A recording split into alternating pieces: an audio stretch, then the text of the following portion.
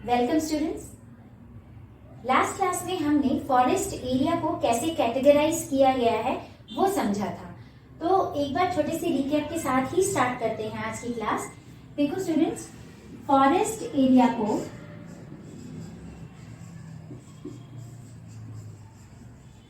Three categories में divide किया गया है। वो हमने पढ़ा था कि प्रोटेक्टेड फॉरेस्ट, रिजर्व फॉरेस्ट और अनक्लास्ड फॉरेस्ट।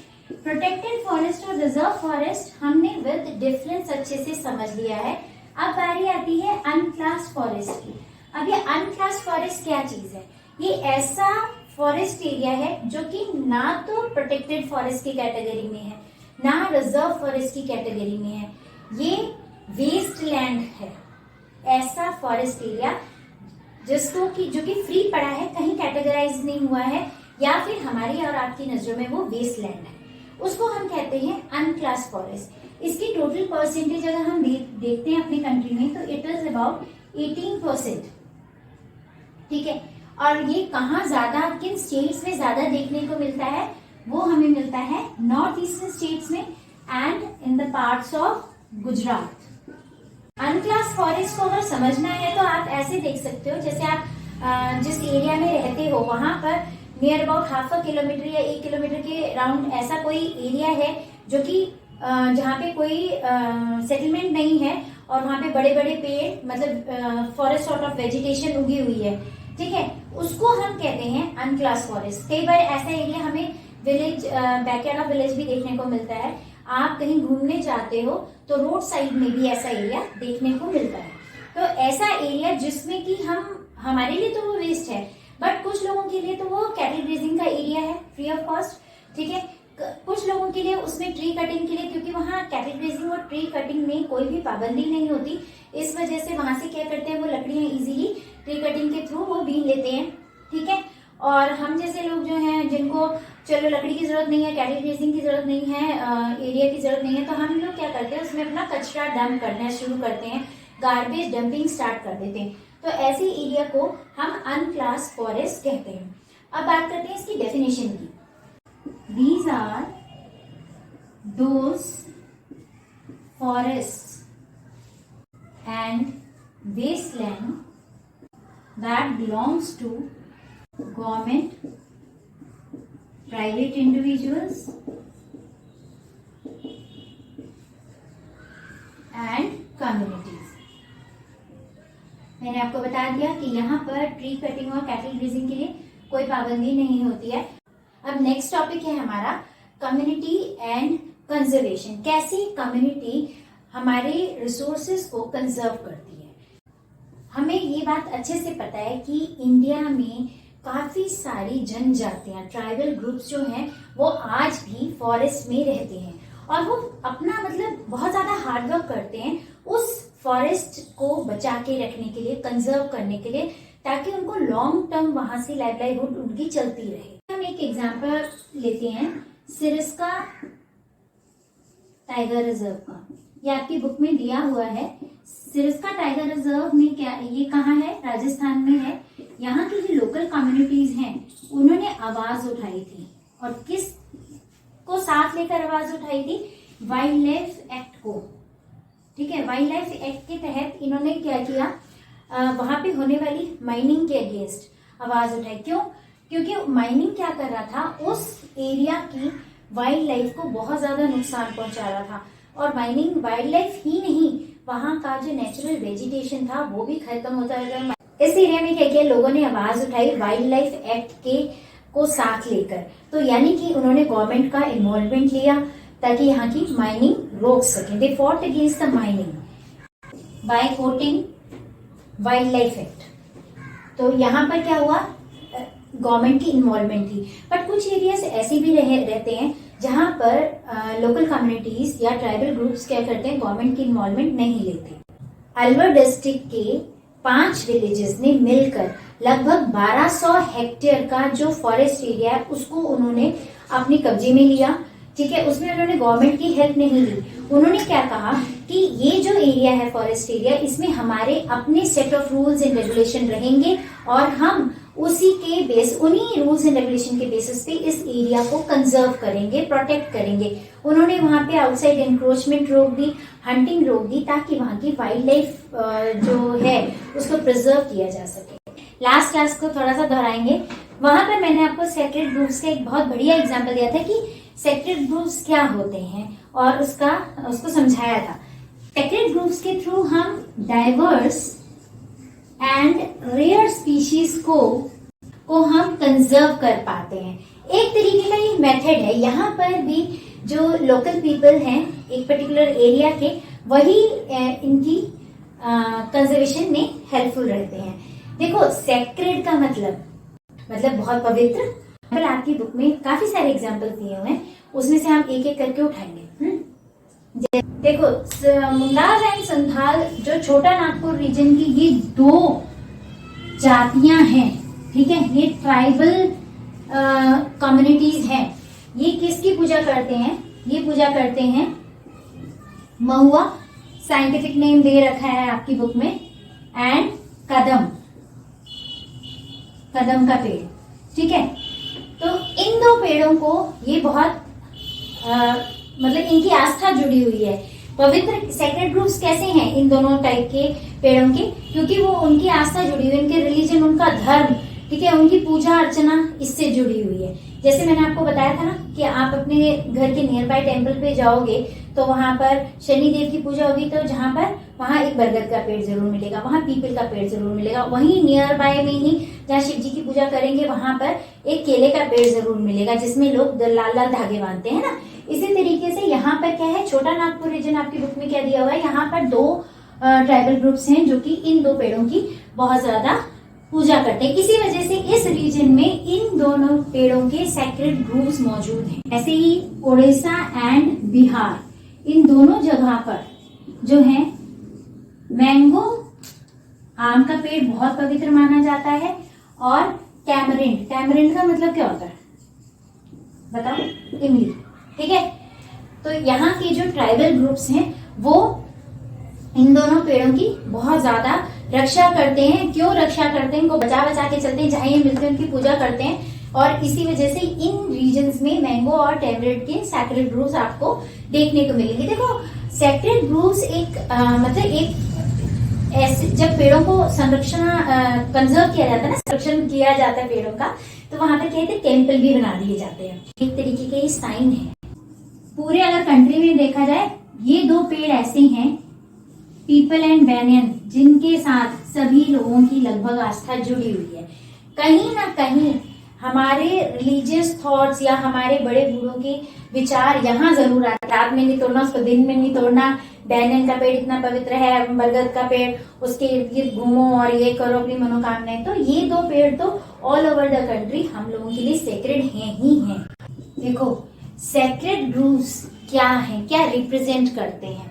ये एक लिविंग एग्जाम्पल है सिम्बायोटिक रिलेशनशिप का between forest and the indigenous population of the state. Indigenous population का मतलब होता है native to that particular area. ये ऐसा एग्जाम्पल है जो और किसी चीज में नहीं देखने को मिलेगा, ठीक है। तो इस चीज से हमने फॉरेस्ट और वाइल्ड लाइफ को बहुत ज्यादा प्रोटेक्शन दी है। मतलब जितना गवर्नमेंट एफर्ट्स कर रही है, लगभग इक्वली उतना ही ट्राइबल ग्रुप्स जो हैं एफर्ट्स करते हैं फॉरेस्ट और वाइल्ड लाइफ को कंजर्व करने की इस मेथड के थ्रू। चिपको मूवमेंट आपकी बुक में दिया हुआ है। चिपको मूवमेंट क्या था? Like hugging of trees. वहां पे बेसिकली क्या है, वुमेन्स का बहुत ज्यादा योगदान रहा। औरतों ने क्या किया, ट्रीज को चिपक गए। क्यों चिपक गए? ताकि उनको डिफॉरेस्टेशन को रोकने के लिए, कटिंग ऑफ ट्रीज को रोकने के लिए। तो चिपको मूवमेंट कहाँ हुई थी? Chamoli district of Uttarakhand in the Himalayan region. तो ये चीज आपको नोट कर लीजिए। Chamoli district of Uttarakhand Himalayan region. It is similar to the Appiko Andolan. Appiko आंदोलन में क्या था, जो वेस्टर्न घाट्स में ट्रॉपिकल फॉरेस्ट थे उनकी उनको कटिंग से बचाने के लिए, वहां डिफॉरेस्टेशन को बचाने के लिए वहां पर भी same kind of activity was there. तो ये है tropical forest, tropical forest of western Ghats. ठीक है, यहां पर भी just to stop tree cutting. अब इन दोनों मूवमेंट्स का बेनिफिट क्या हुआ? बेनिफिट से क्या होगा, एक तो हमारा जो फॉरेस्ट है वो बच जाएगा, है ना, फॉरेस्ट बच गया। दूसरा, यहां पर क्या हुआ, ग्रीनरी बच गई। इससे rational utilization of forest produce करना शुरू किया गया। ठीक है, ये जो आंदोलन होते हैं ना, उसका एक निष्कर्ष भी निकलता है। तो वो निष्कर्ष क्या था कि फॉरेस्ट हमारे बच गए, ग्रीनरी एज इट इज बनी रही, बढ़ती रही बल्कि।